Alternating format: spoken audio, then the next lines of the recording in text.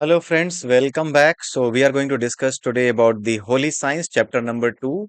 The title is Veda. And in the previous video, we have discussed about the verse 1, the basic concept of, the Supreme. And now, again, the fundamentals of the Supreme, the Parabrahma, we are going to discuss here. So, this is chapter number 1, verse number 2. So, second verse we are going to discuss today. So, what does it says? It says that the Parabrahman is the ultimate source. You can see it here. The Parabrahma is the ultimate source. Let me take the correct one. Okay. The Parabrahman is the ultimate source and seed of all Gyan and love. Seed of all Gyan and love. This seed word, this is the important word. The seed, the root. See, we have all the, uh, you know, aspirations for getting all kind of pleasures, all kind of things in our life.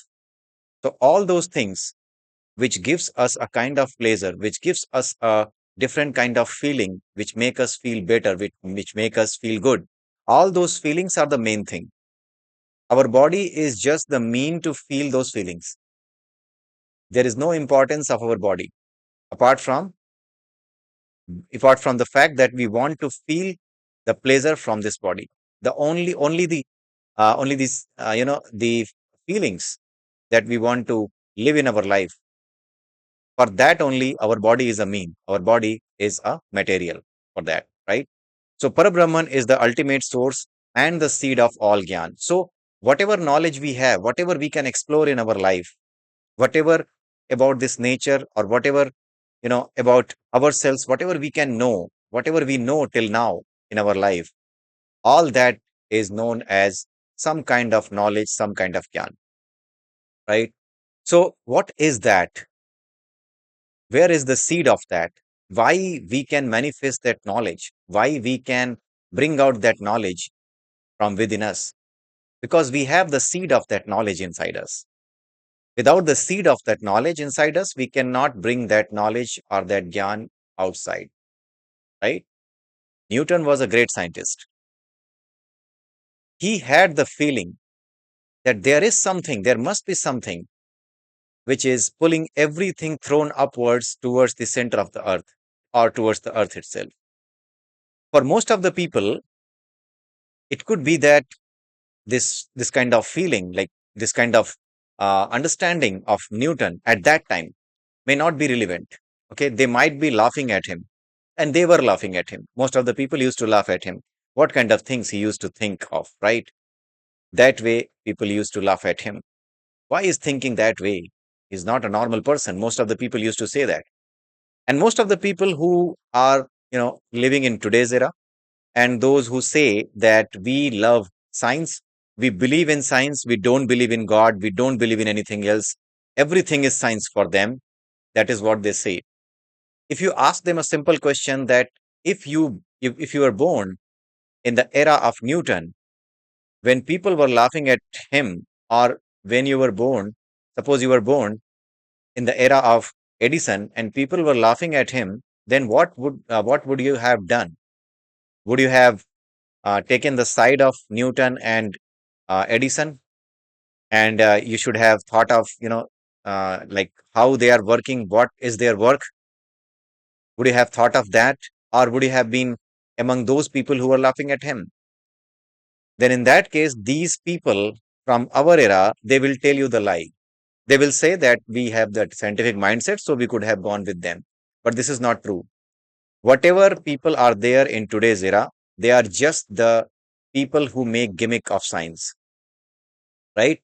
So they will tell you the lie. But in fact, they are the guys who only believe, who say, and who are having that nature that they only believe in those things which are in front of them.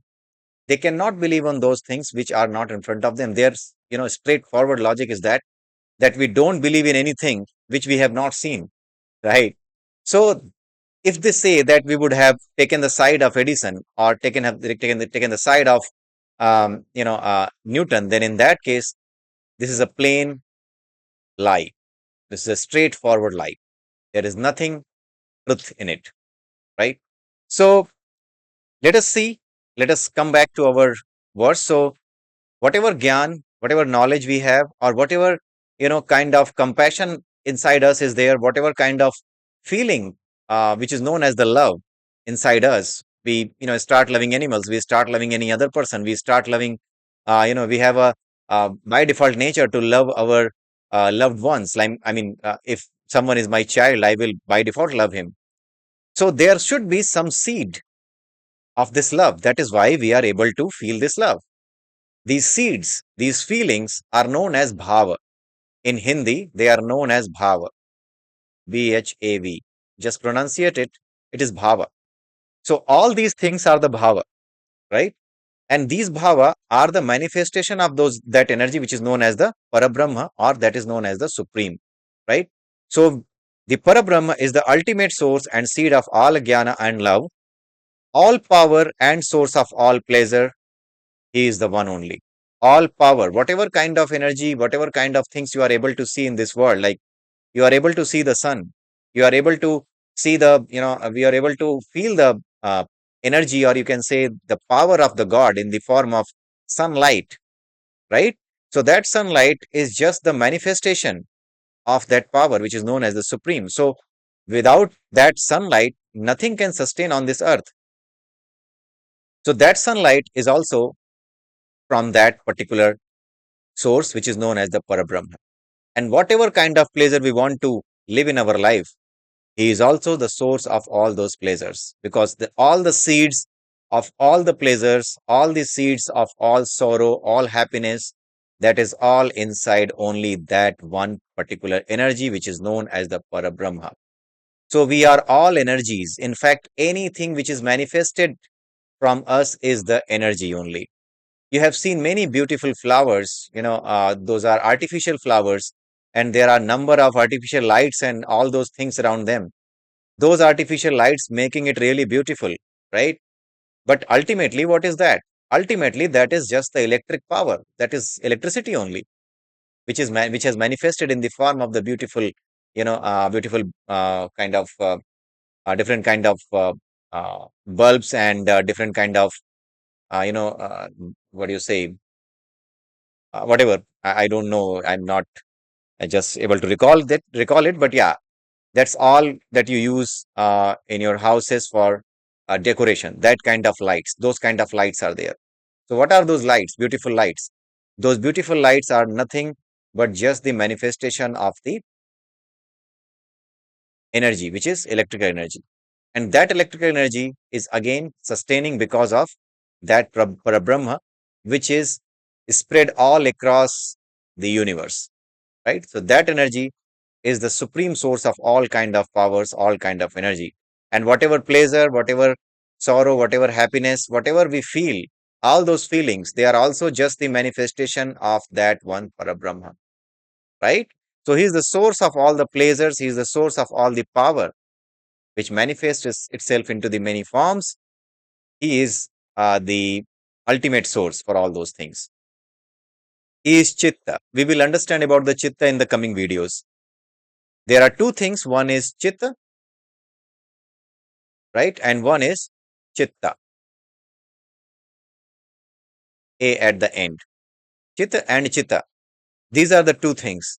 And these are really important things to understand. If you want to understand what Vedas say, if you want to understand what this holy science is all about, what this holy science is explaining all about, all those things you can only understand when you understand this Chit and this Chitta.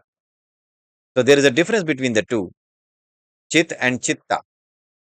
In Hindi, if I write like this, then it's like something like this, Chit, and the other one is Chit, right? So these are the two things. These are, exactly opposite to each other. They are just the manifestation of energy. Both are the manifestation of energy. But this Chitta is just the reverse of this Chit. Chitta is moving towards this world, and Chit is something which moves towards this supreme energy. This is a kind of rope. You can understand there is a kind of rope, and you have just placed a knot here. So someone is pulling it here. So whosoever is pulling it here is Chit, and whosoever is pulling it here is Chitta, is Chit. Here it is Chitta, and here it is Chit, right? So this is towards God and this is towards the world.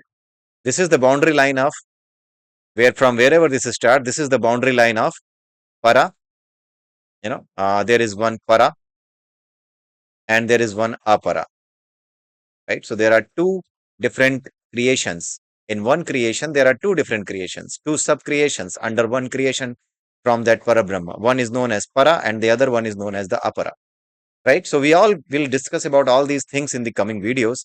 But yeah, this video was all about to understand what is Para Brahma, what is jnana, what is love, and who is the ultimate source. So basically, at the scientific level, we just have to understand that everything is just all about the science. Our Vedas, our Upanishads, our scriptures are full of science. Only those people who understand the metaphorical language, they will be able to understand that there is a science behind everything in our scriptures, in every line. But those who are sufficiently fool to just get maligned by the propaganda of the anti Sanatan or anti Hindu people or anti Hindu people are there or they are against the Hindu religion. If they have been brainwashed by those guys, then they won't be able to understand anything about the Vedas or anything whatever has been written here. For those people, it is only if even if they see this video, they will say that this guy is just trying to making us fool in a very clever way. Something like that they can try to explain.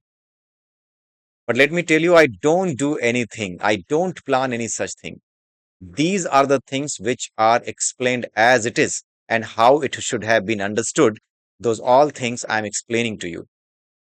Whatever I have understood from the by with the blessings of the the Yukteshwar Giri Ji Maharaj and with the blessings of all my different gurus, all my different teachers who have told me the right path, who have told me how to read these scriptures, right? All those have just told me, have just directed me towards the right path to understand these things. And after that, I have just started spreading all these things as per my experience, whatever I have experienced, right? So he is Chit, means Parabrahma is Chit, and it is the true nature of the Supreme. Whatever is Chit, because I told you that it's Chit only, where it's the full power of the God, and this is the Chitta, where the full power of this nature, this particular, Apara nature, right? So Chit is the true nature of the Supreme. This you need to remember. All humans are the creation of that template only, which means like Parabrahma is the template, right? For example, it's something like a kind of a model, right? In that model, you are, putting some kind of material and you are getting a specific kind of objects from there, right? So it's something like, suppose you have a kind of pot which is acting like a template, and this template is basically to create some kind of teacup, something like this. So this is the cup and this is the model. This is the template. That model inside which if you put the aluminum or any kind of metal or anything, right? Bone china, something like that, whatever material is there. So if you put it there, then if you make it cool, then after that, if you bring it out, then you see a shape which is something like this, which is known as the teacup, right? So all these things, whatever you are able to see, for all those things, in fact, for all of our humans only, if we talk about, then all these humans, all of ourselves, right? Myself, you, everyone, we are all the creation of that template only. You know that you can create lot many cups from this template, from this model. Similarly, we all are the creation of that template only. If we move our complete existence towards inside, we are running outside, right? We are why we are running outside? Because we want pleasure in our life and we are looking for that pleasure outside of ourselves. So we are running outside for that pleasure which is not permanent, which is temporary in the nature. So whatever is temporary in the nature in terms of pleasure, we are running towards running behind it, right? In this world. But here Yukteshwar Giri Ji Maharaj says that if you move your entire existence. Entire existence means all those 24 elements, which which constitutes your complete body, which constitutes your complete existence. All those 24 elements, they are running towards outside. They all need to be moved inside. And how they are moved? They are moved to the meditation. They are moved to the bhakti yoga. They are moved towards inside with the help of the jnana yoga, with the help of the karma yoga. There are different kind of yoga explained in Bhagavad Gita. So all those yogas, after the practice, you start moving inside after practicing all of them, right? So outside it, it's all temporary. Moving inside, we start feeling the ultimate source of all the pleasure. If we are running outside, then we will be keep taking, we will be keep enjoying the temporary pleasures. But when you start moving inside, then you move towards the source of all the pleasure, and then you get the permanent pleasure, right? Then you get the source of the pleasure. Once you get the source of the pleasure, you don't have to run towards the different kind of pleasures, right? So that Parabrahma, that particular energy which has created this entire universe, is the source of everything. Not only your eyes, your body, but every feeling that you have inside you. He is the source of all those things. Okay, so I hope you must have understood this particular verse. This chapter, it may take some time for me to explain it completely, because this is the base of all the entire book. This is the base of all the Vedas and Upanishads, whatever has been explained there. If you have to understand it clearly, then you must need to spend a good amount of time on this chapter. So this was verse number 2. In the next video, again, only one verse, verse number 3, I will explain, and that verse only will take sufficient amount of time, around half an hour or 35 minutes to complete. Okay, so I hope you must have understood the concept that we are discussing here. And in the next video, we will discuss again, the new verse, verse number 3. So till then, have a nice day and bye bye.